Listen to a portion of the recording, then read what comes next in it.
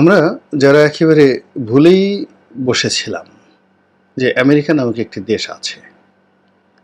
আমরা আমেরিকাকে নিয়ে যারা খুব তুচ্ছ এবং তাচ্ছিল্য করছিলাম যে আমেরিকা ভারতের হুকুমের বাইরে এক পা দেওয়ার ক্ষমতা রাখে না।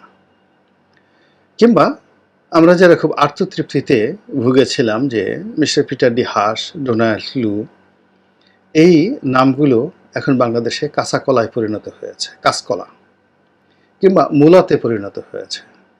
এর কোনো গুণ নাই, বেগুনে পরিণত হয়েছে, বাগুনে পরিণত হয়েছে। এর কারণ হলো যে সরকার যে নির্বাচনটি করেছে এটি সারা দুনিয়াতে নিন্দিত হয়েছে এবং এই নির্বাচন নিয়ে নানা রকম নেতিবাচক কথাবার্তা বলা হচ্ছে। দামি, আমরা বাংলাদেশে এটিকে দামি নির্বাচন বলছি, কিন্তু এর সাথে বিস্তৃত ভাষাতে সারা দুনিয়াতে, ইংরেজিতে, আরবিতে তাদের স্ব জাতি, দেশ, গোষ্ঠী এটা নিন্দাবাদ ব্যক্ত করছে।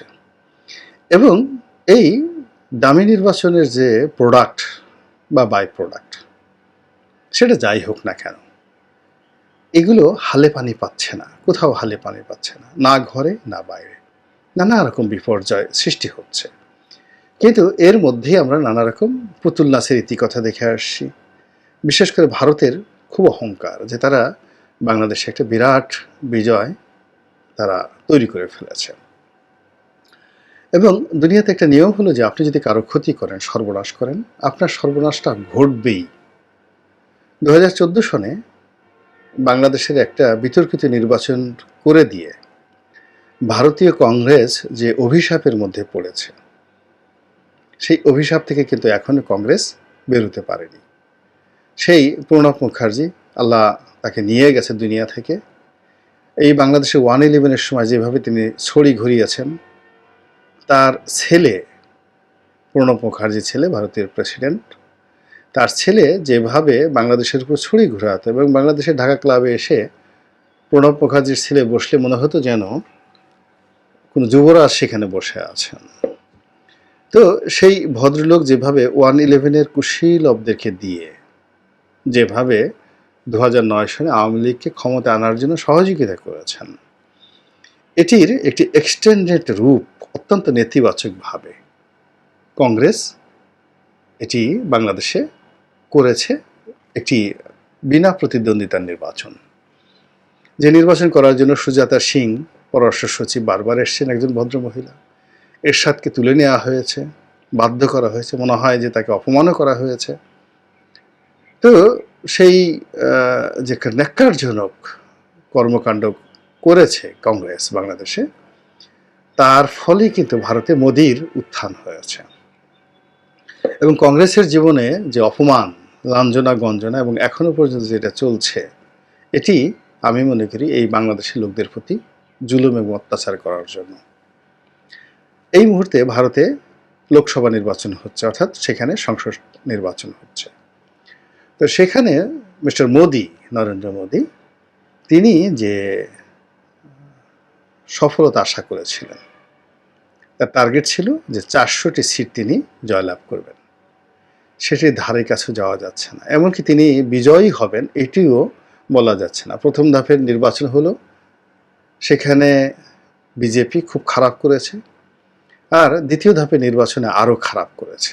এবং এই ধারা যদি অব্যাহত থাকে, তৃতীয় ধাপের নির্বাচন বলতে গেলে আরও খারাপ হবে এবং সেখানে না কংগ্রেস না বিজেপি, সেখানে একটা তৃতীয় শক্তি চলে আসতে পারে। এর আগে দেবগৌড়া যেভাবে প্রধানমন্ত্রী হয়েছিলেন, কিংবা আইকে গুজরাল যেভাবে প্রধানমন্ত্রী হয়েছিলেন, ঠিক সেইভাবে ভিপি সিং যেভাবে হয়েছিলেন, ওভাবে একটা কোয়ালিশন সরকার ভারতে আসতে পারে। এবং এটি যদি হয় তাহলে কংগ্রেস এবং বিজেপি দুটোই এই অভিশপ্ত একটি দল হিসেবে ভারতে নিগৃহীত হবেন। কংগ্রেস তবু তাদের মধ্যে বংশ পরম্পরার রক্ত আছে, গান্ধী পরিবার আছে, কিন্তু বিজেপির তো সেটাই নেই। নরেন্দ্র মোদী, এখন নরেন্দ্র মোদী আছে, অমিত শাহ আছেন, যদি দল ক্ষমতা না থাকে এদেরকে কেউ ডেকেও জিজ্ঞাসা করবেন। এমনকি তিনি তার যে এলাকা গুজরাট, যেখান থেকে তার উত্থান, সেই গুজরাটেও যেতে পারবেন না। তো এই নরেন্দ্র মোদীর যে পতন, এই পতনের জন্য 3টি অভিশাপ সবসময় তার পিছনে তাকে তাড়া করবে। 1 নম্বর হলো কাশ্মীরের জনগণের উপর সে যে স্টিম রোলার চালিয়েছে সেটি। 2 নম্বর হলো বাবরি মসজিদের স্থলে একটা রাম মন্দির নির্মাণ করে যে ভণ্ডামি এবং যে দুর্বৃত্তপনা রাজনীতি সে শুরু করেছে এবং সারা ভারতবর্ষে মুসলমানদের উপর যে নৈতিক একটা চাপ দিয়েছে, অনৈতিক একটা চাপ দিয়েছে এবং যে জুলুম অত্যাচার সে করেছে সেই অভিশাপ। এবং তৃতীয়ত বাংলাদেশের প্রতি যে অবিচার করেছে, অর্থাৎ বাংলাদেশে 2018 সনে কিংবা 2024 সনে যে নির্বাচন হয়েছে সেখানে একটি বিশেষ দলের পকেটে ঢুকে তাদের চাকরে পরিণত হয়ে, আওয়ামী লীগের চাকরে পরিণত হয়ে এই নরেন্দ্র মোদী অ্যান্ড গং যে কর্ম করেছেন তার যে অভিশাপ, সেই অভিশাপের ফল এখন ফলতে বসেছে। 1। 2 নম্বর হলো যে আমেরিকাকে যে ভারত পেছনে ফেলে দিয়েছিল এই নির্বাচনকে কেন্দ্র করে, এবং বিভিন্ন কারণে আমেরিকার আসলে সামনে এগোনোর মতো অবস্থা তখন ছিল না। একদিকে ইউক্রেনের যুদ্ধ, অন্যদিকে মিডল ইস্ট ক্রাইসিস, এবং নিজেদের দেশে যে নির্বাচনের তোড়জোড়, সেখানে মিস্টার বাইডেন এবং মিস্টার ট্রাম্প দুজনই নির্বাচিত হওয়ার জন্য পরস্পরের প্রতি কাদা ছড়াছড়ি করছেন, অনেকটা বাংলাদেশের মতো বা ভারতের মতো। তো সেখানে এই বাংলাদেশের যে প্রজেক্ট 007 প্রজেক্ট, যেখানে গণতন্ত্র প্রতিষ্ঠিত হতে হবে, ন্যায় বিচার সুশাসন প্রতিষ্ঠিত হতে হবে, এই প্রজেক্টটা নির্বাচনের আগে অনেকটা থমকে গিয়েছিল। অর্থাৎ 2023 সনের ডিসেম্বর মাসের 15 তারিখের পরেই এটা থমকে গিয়েছিল। এবং এরপর যে ঘটনাগুলো ঘটেছে এবং এখন পর্যন্ত যা কিছু ঘটছে তাতে মনে হচ্ছে যে আমেরিকা বাংলাদেশকে ত্যাগ করেছে এবং আমেরিকা বাংলাদেশের আসলে কিছু করার নেই, অথবা আমেরিকা ভারতের কথার বাইরে যাবে না, অথবা আমেরিকা আসলে এখানে ডুয়েল রোল প্লে করেছে। বিএনপির সঙ্গে বন্ধুত্বের চেষ্টা করেছে, তাদেরকে মই দিয়ে গাছের উপর তুলেছে এবং মই তারা সরিয়ে নিয়ে জায়গা মতো চলে গিয়েছে। এবং অনেকে বলার চেষ্টা করছেন যে আওয়ামী লীগের পক্ষে তারা কাজ করেছেন, টাকা পয়সা খেয়েছেন, এবং স্বয়ং পিটার হাসকে নিয়েও কিন্তু অনেকে অনেক নেতিবাচক কথা বলা শুরু করেছে। এবং একেবারে আমেরিকার অন্ধভক্ত যারা বাংলাদেশে ছিলেন তারাও নিশ্চুপ হয়ে গিয়েছেন, খামোশ হয়ে গিয়েছেন এই সার্বিক অবস্থায়। কিন্তু সম্প্রতি একটি ঘটনা আমেরিকাতে ঘটেছে, খুবই দৃষ্টান্তমূলক। এরকম ঘটনা যেমন আমাদের দেশের কে নিয়ে আমেরিকা ইতিপূর্বে 2টো ঘটনা করেছে। অর্থাৎ র্যাবের উপর তারা একটা স্পেশাল স্যাংশন দিয়েছে, তার সঙ্গে সঙ্গে আবার বাংলাদেশের ভিসা নীতি নিয়ে বাংলাদেশের জন্য কেবলমাত্র একটা পরীক্ষামূলক ভিসা নীতি তারা চালু করেছে, যে এই ভিসা নীতি বাংলাদেশের উপর প্রয়োগ করা হচ্ছে। এখন তারা প্রকাশ করছে না, কিন্তু অনেক দুর্নীতিবাজ, অনেক মন্দ লোক, বাজে লোকের ভিসা বাতিল করে দেওয়া হয়েছে, তার পরিবারের সয় সম্পত্তি আমেরিকাতে বাজেয়াপ্ত করা হয়েছে। কিন্তু এই জিনিসগুলো কাজ করছে না আমাদের দেশে। আমেরিকা আশা করেছিল যে এইগুলো বাংলাদেশে কাজ করবে, কিন্তু এই প্রজেক্টটা ফেল করেছে। 007 যে প্রজেক্টের দ্বিতীয় ধাপটা ফেল করেছে।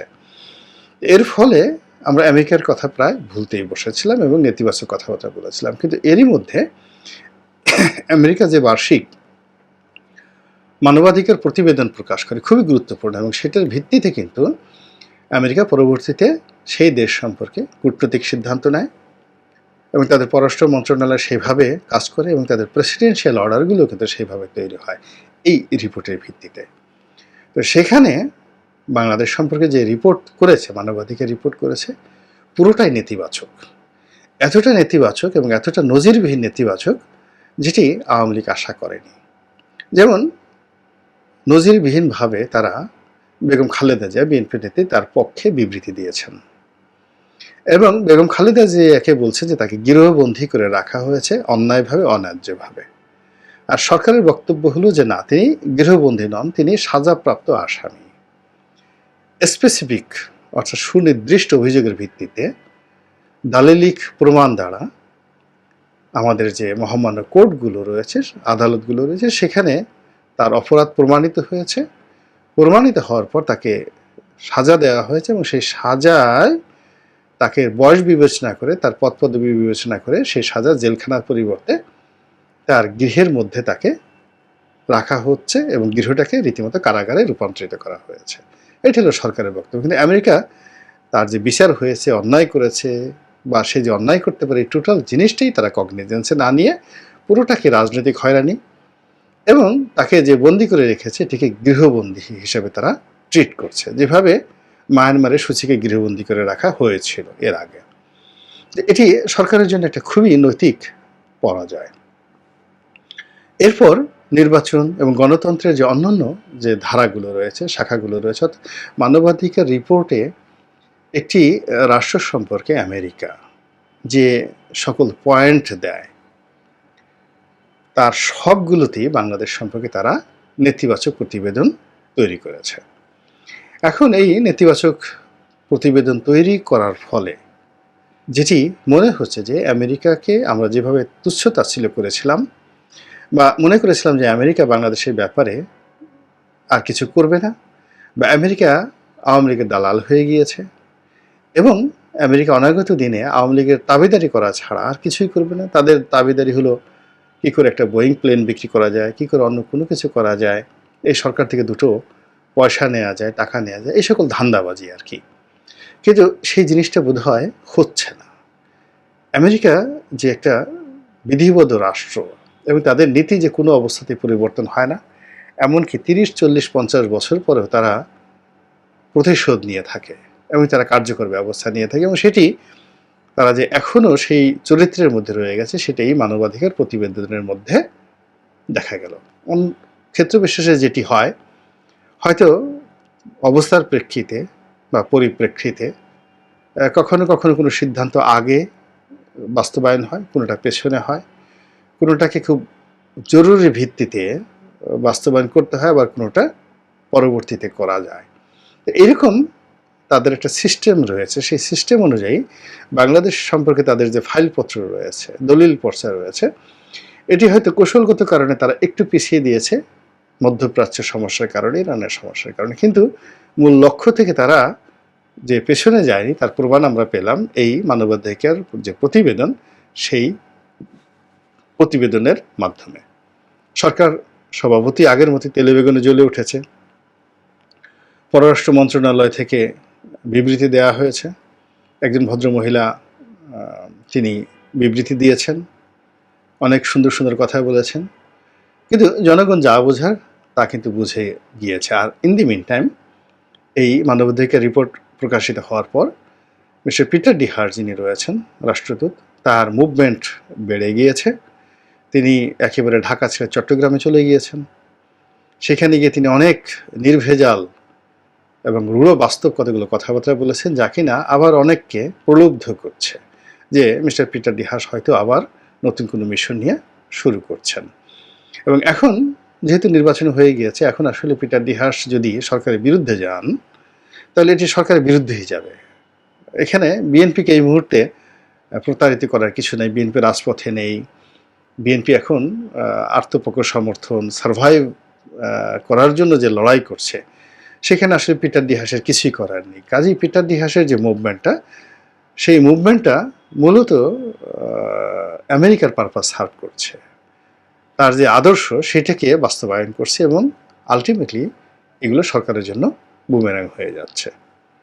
তো রাজনীতি একটি চলমান বিষয়, দেখা যাক পরিস্থিতি কোথায় যায় এবং কোথাকার জল কোথায় গিয়ে পতিত হয় এবং কোন দিকের বাতাস কোন দিকে প্রবাহিত হয়।